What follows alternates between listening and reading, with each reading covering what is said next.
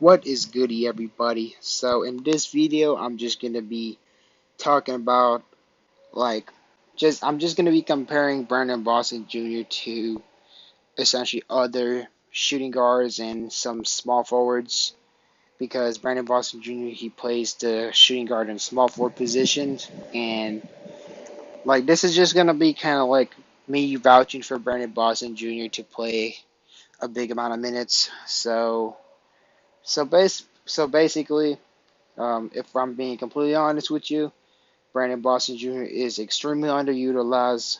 Um, he's done a lot of things that would make the Clippers win, and me and Clip Gang Don't Bang, we basically vouch for Brandon Boston Jr. Like we put him as untouchables in any trade talks, and he should be untouchables for every single trade talks because that man's the future. That man's gonna win his rings, and he's just gonna be a killer for us. So, first slab, Brandon Boston Jr. and Norman Powell comparison breakdown. So, Norman Powell obviously he shoots better than Brandon Boston Jr. because he's essentially more efficient.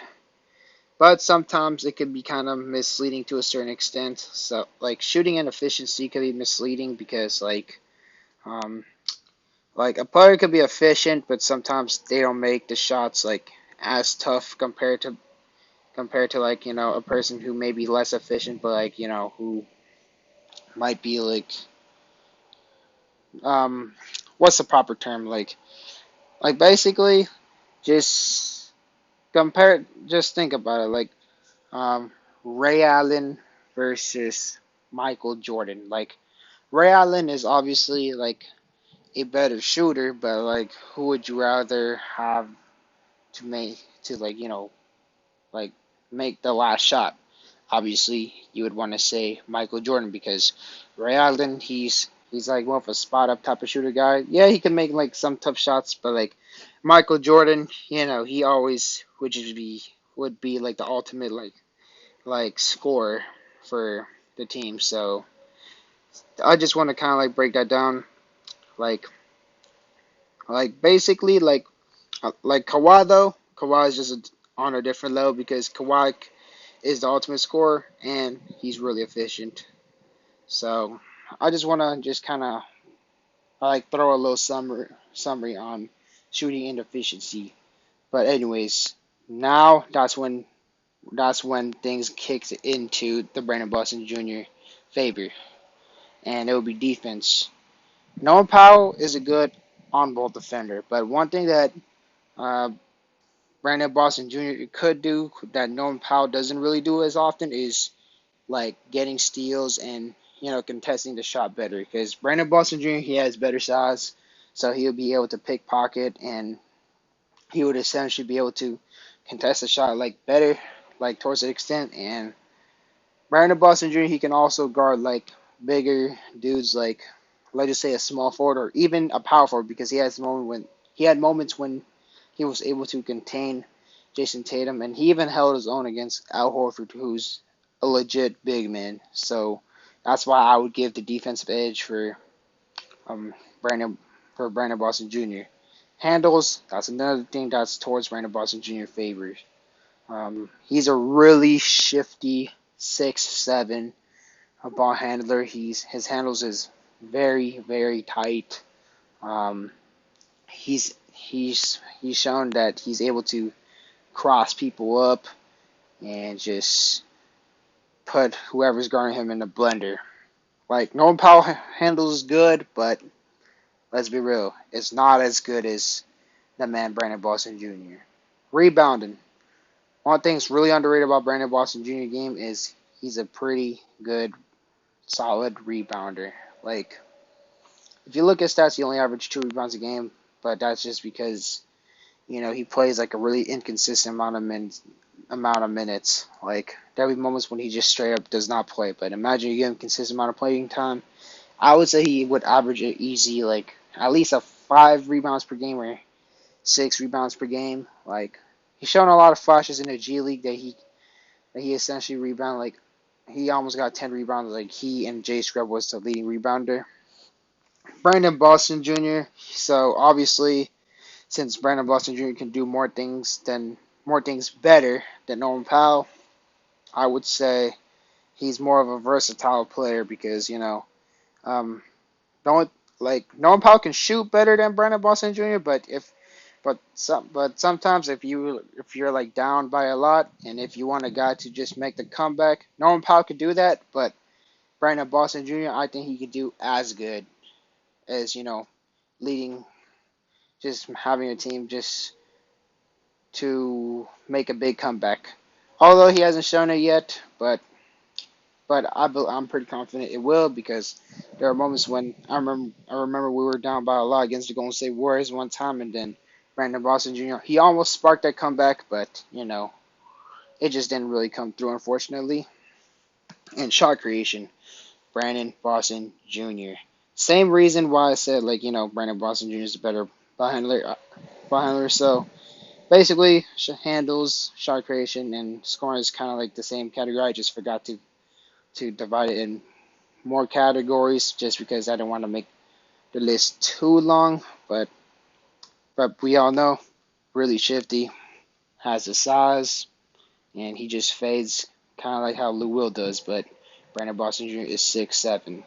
So basically, like the versatility is why I would definitely put Brandon Boston Jr. like over the edge of Norman Powell, and I'm gonna just throw like an argument on why like Norman Powell like at the moment is better than Brandon Boston Jr. just because he's a more efficient scorer and a more efficient shooter. But in my opinion, I believe Brandon Boston Jr. deserves. If we're being real, Brandon Boston Jr. deserves the minutes over like Norman Powell. Like I'm not saying like Brandon Boston Jr. should like just immediately just be the. I don't believe that all the veterans should be immediately benched for Brandon Boston Jr. But like it should be more of a gradual process. So next slide. Brandon Boston Jr. versus Marcus Morris.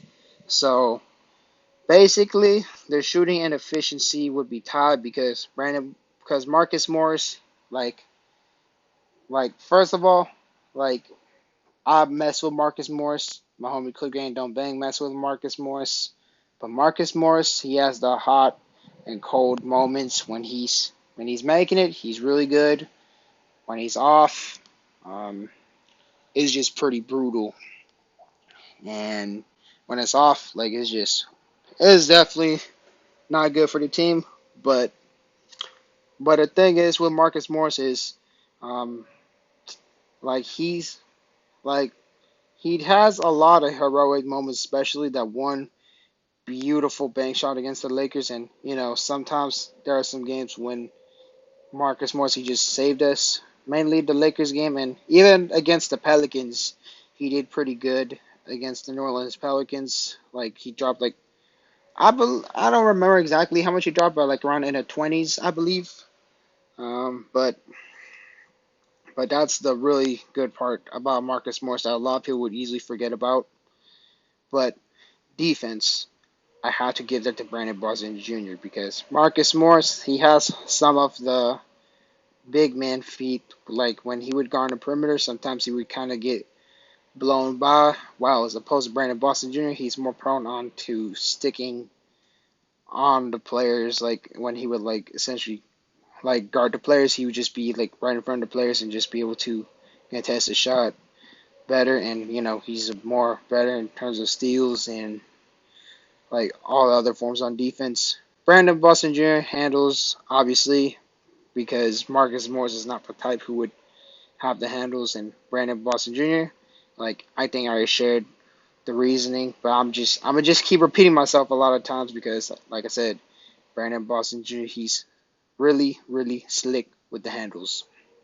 Rebounding, I might just give that to Brandon Boston Jr. just because um, Brandon Boston Jr. is more quicker, to get the rebounds, and he has a little bit more of a solid IQ because Like honestly, they're kind of like the same level, but like I'm biased, and I really love Brandon Boston Jr., which is I admit. Like this is like kind of a pretty biased video, but I will give the slight edge to Brandon Boston Jr. for rebounding. Like he averaged like 2 rebounds per game, but he plays like essentially like more than like I would say like he plays like 1/3 of the minutes of Marcus Morris, and Marcus Morris just essentially like would average 4 rebounds a game. Playmaking, Brandon Boston Jr. Brandon Boston Jr. He's shown a lot of flash of just throwing dimes. He would be like essentially like he did run point guard high school, um, so that's one thing to take real good note of.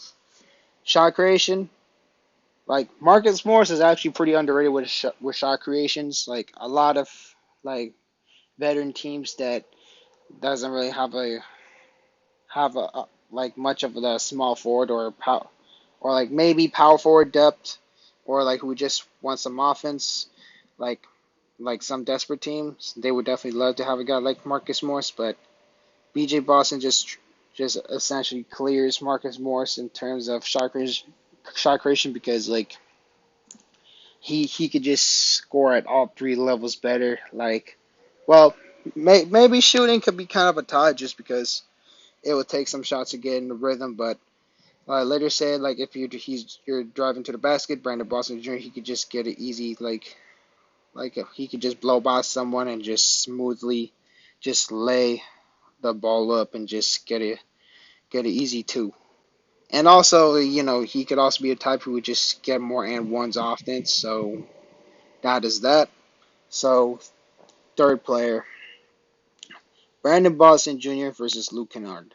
Now Luke Kennard, I'm not gonna lie, I did underestimate him a lot, but let's just dig into the category. So shooting, obviously, you have to give it to Luke Kennard. He's literally like leading the 3-point percentage um, of the NBA. He's like 45%, I want to say.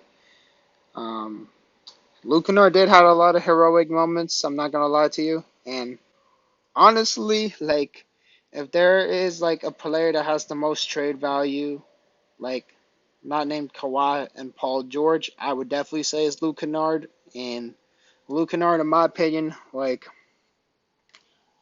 you definitely could get like a really you could probably find like a rebuilding team that would be desperate to give up a first round pick, and that might be a lottery pick.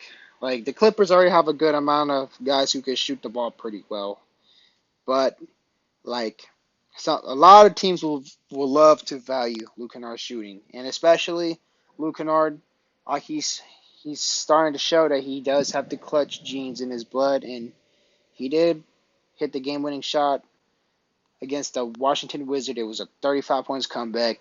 It was gorgeous. It was satisfying. It was just amazing. Defense, I would have to give it to Brandon Boston Jr. Like Luke Kennard, to give huge props to him, he definitely improved on defense like a really good amount. But Brandon Boston Jr. I would still want to give that just to Brandon Boston Jr.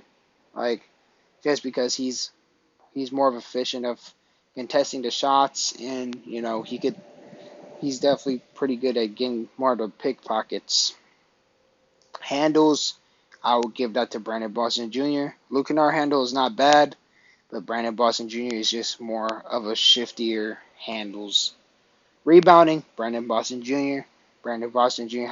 just has more of the size and just more of the type of hustle that would just get us some possessions. So I would just give rebounding to Brandon Boston Jr. Playmaking, I would give it to Luke Kennard because Luke Kennard shows like a decent amount of moment that he could just throw some dimes. Like um, both are pretty good playmakers, but Luke Kennard could play make fairly efficient as well. Um, Versatility. Like it's kind of actually like a little bit of a difficult one, but like I will give that to Brandon Boston Jr. still solely because like he would be a way more better defender, and Luke obviously shoots way better than Brandon Boston Jr. But like if I would love to have a guy who could potentially like be like the top leading scorer, Brandon Boston Jr. is the type of guy who would essentially do it. So next player, Brandon Boston Jr. versus Amir Coffey. So basically, both of them, they're young and inexperienced player. So like their shooting and efficiency are really on the same level, but the thing is, Amir Coffey does not really give off the vibe that he would be like the leading scorer who would average like 23, 25 points per game, while Brandon Boston Jr. definitely has that 25 points per game type player just built inside of him. So that's like the big difference when you look more past of shooting and efficiency. Like Amir Coffey, he might be like a better spot up shooter, but Brandon Boston Jr., he's the ultimate guy to get some good shot creation. Defense, Amir Coffey plays pretty solid defense. It's kind of like a Norman Powell to a Brandon Boston Jr. comparison. Amir Coffey plays good defense, but Brandon Boston Jr.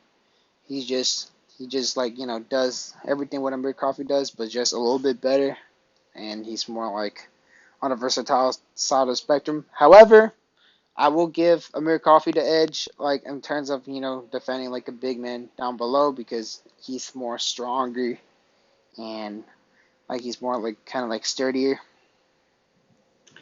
Brandon Boston Jr. ball handling definitely goes to Brandon Boston Jr. Um, Amir Coffey, his handles aren't like the worst, but sometimes he would kind of get a little like not really out of control, but like it's just like not good enough to like get a good crossover. While Brandon Boston Jr. he's definitely the type who will cross you up. Rebounding, Brandon Boston Jr. essentially because like um essentially like he's kind of like more quicker with it, while Amir Coffey like maybe I should go back on rebounding. Like I should probably like calm myself down. Maybe like change it to a tie or maybe even Amir Coffey. To be honest with you, um, playmaking Amir Coffey. I'm not gonna lie, his playmaking is better than Brandon Boston Jr. because Amir Coffey like he definitely thrown a decent amount of dimes, and that is actually pretty impressive. Versatility, I would give that to Brandon Boston Jr. because while Amir Coffey kind of takes over Brandon Boston Jr. as being a really good playmaker and more like a big like point guard, Brandon Boston Jr. is just he could fit in a big point guard type mold, but at the same time he could definitely be like the type of guy who would be the leading scorer. And shot creation, obviously Brandon Boston Jr. So that is just my chart for Brandon Boston Jr. versus Amir Coffey. So let me know on what you think. And then last but not least for the chart comparison, I would give the shootings to Brandon Boston Jr. Like just because like Terrence Mann is more the type of guy who would just slash inside side of the basket, while Brandon Boston Jr. he could do it all. He could just dribble, step back, and he could just easily drain the three. Not saying Terrence Mann's a bad shooter. He's definitely a pretty solid shooter actually. Like he's more of a like a spot up type shooter, while Brandon Boston Jr. is he's just really versatile. So next is efficiency. At the moment, it's Terrence Mann because like he would kind of get down low and he would like slash and get a basket. Defense, it will be a tie. Terrence Mann is a really good defender, and he fits the hustle mold just like Brandon Boston Jr. Like I feel like Brandon Boston Jr. has a lot of Terrence Mann's trait, but except he has way more potential. Like honestly, Brandon Boston Jr. I would like essentially like I'm just doing this type of player chart comparison because essentially it kind of like shows the case on why I would play Brandon Boston Jr. over any of these guys just because like the skills I just essentially break down. But now handles definitely Brandon Boston Jr. Like Terrence Mann, like his handles are not like too crazy and it doesn't really stand out, but it's not bad that he would get stripped. But we all know how good of a ball handler Brandon Boston Jr. is. Rebounding. Um, I think I was kind of tripping when I put Brandon Boston Jr. I'm not gonna lie, but honestly, like Brandon Boston Jr. hustle is there. It is there, but Terrence Mann, like you know, he does have. That's the type of player Terrence Mann is. He's the ultimate hustle player. Like he's the guy who would get rebounds and he would play a pretty good defense. While Brandon Boston Jr. He's also that, but he's more versatile. That's why like some people would kind of sleep on him with some things. Playmaking, it will be kind of a tie. Like um, Terrence Mann gives off like the Drew Holiday type vibes in terms of like playmaking. Like he's simple, but like he could get his teams involved, and he does have some really good dimes. Like some nice highlights. While Brandon Boston Jr. like it's just because he doesn't really get enough of the minutes. But I'm pretty confident if you just play Brandon Boston Jr. like let's just say consistent, like try to like play him like a consistent 20 minutes per game. Like a lot of things like I said about Brandon Boston Jr. comparing with other players, I'm gonna look crazy right now, but I'm pretty confident if you give him like 20 to 25 minutes a game to an extent, or just a consistent amount of minutes and just simply play him like almost every game. Like all the things I'm saying about Brandon Boston Jr. I believe it would definitely show. Um, Versatility. Um, I would give it to Brandon Boston Jr. because it would show that because Brandon Boston Jr. he shows that he could be the leading scorer of the game. Terrence Mann, while he did have a beautiful heroic 39 points, and we do love Terrence Mann, and I'm not gonna switch up on Terrence Mann just because he didn't go crazy as a lot of people expected him, but like Brandon Boston Jr. he just he just has that vibe that he could be the leading scorer, and being a type of guy who could hustle and get the rebounds and play pretty good defense as well too. And shot creation, obviously, like like same reason in terms of handles. Like Terrence Mann, he's just the type of guy who would he would definitely draw to the basket. He would maybe get some spot up shots, maybe just do a little bit in terms of shot creation, but not too saucy. While Brandon Boston Jr., he's all sauce. Like he would just essentially just have he would just kind of like score in a really interesting way. Like he could do fadeaways, he could do step backs. He would fade back like Lou Will, and it would just be a beautiful swish. So last slide is just a summary. So on how many on what should we do with Brandon Boston Jr. and obviously I would just essentially just try to play this man every single like night. Like let's just say, and the lowest amount of minutes I would play Brandon Boston Jr. would be like maybe like 10 minutes. Like I would just have him just play for a little bit, just get some hustles and get like some baskets, and then and essentially like every other game, I would essentially play Brandon Boston Jr. like 20 minutes, like basically like every other game. I would just kind of like switch up the rotation like a lot just to make us extremely unpredictable because like if we would like switch up the rotation like let's just say for example like we just have like um have the main unit like Brandon Boston Jr. I mean not Brandon Boston Jr. My bad. Norman Powell, Terrence Mann, or Kennard just have them rest some more of the games and just bring Brandon Boston Jr. as like the second unit.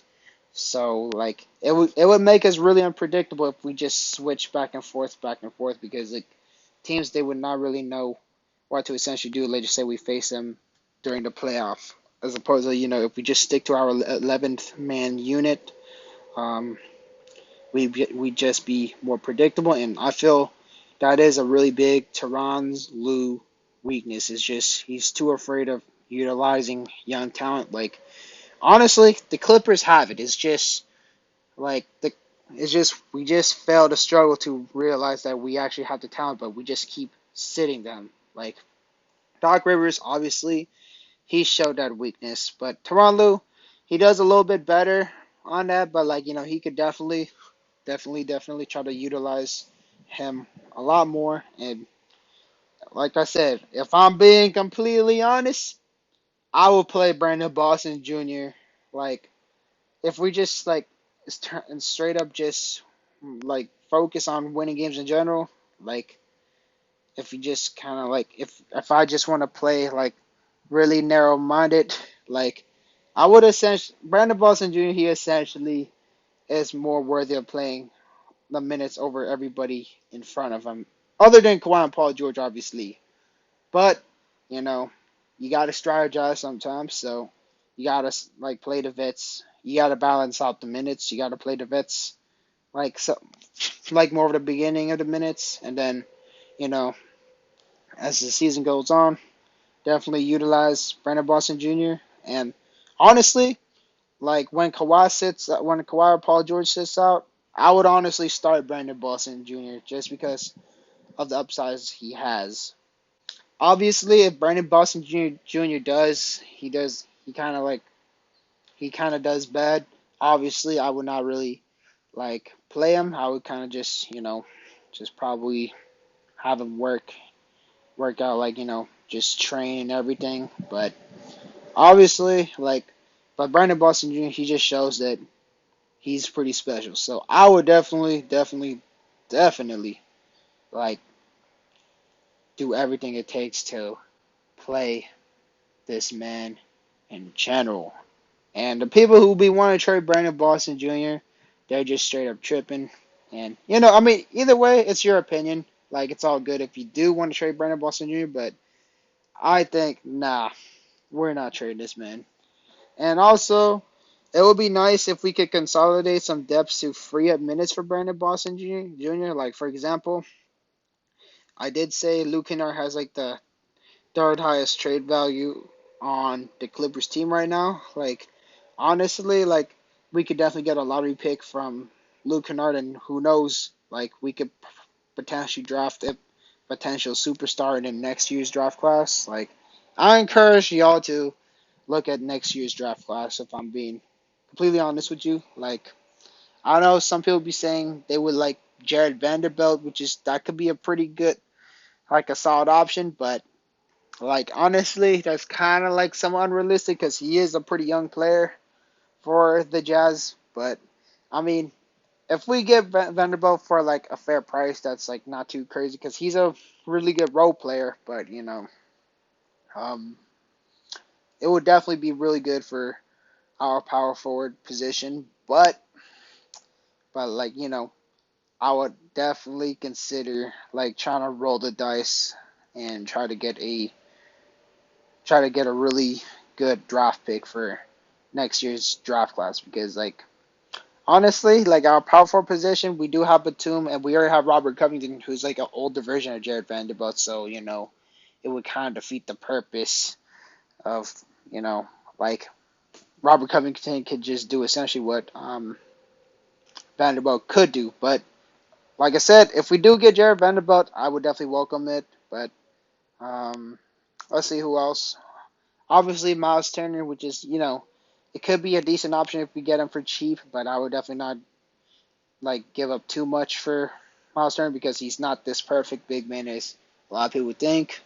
Um, but yeah, that's just my personal thoughts in general. And also, feel free to let me know on what you think about this video. Like, should Brandon Boston Jr. play more minutes? Is he being underutilized? Does he deserve not to play minutes? I'll definitely discuss with you guys in the comments section.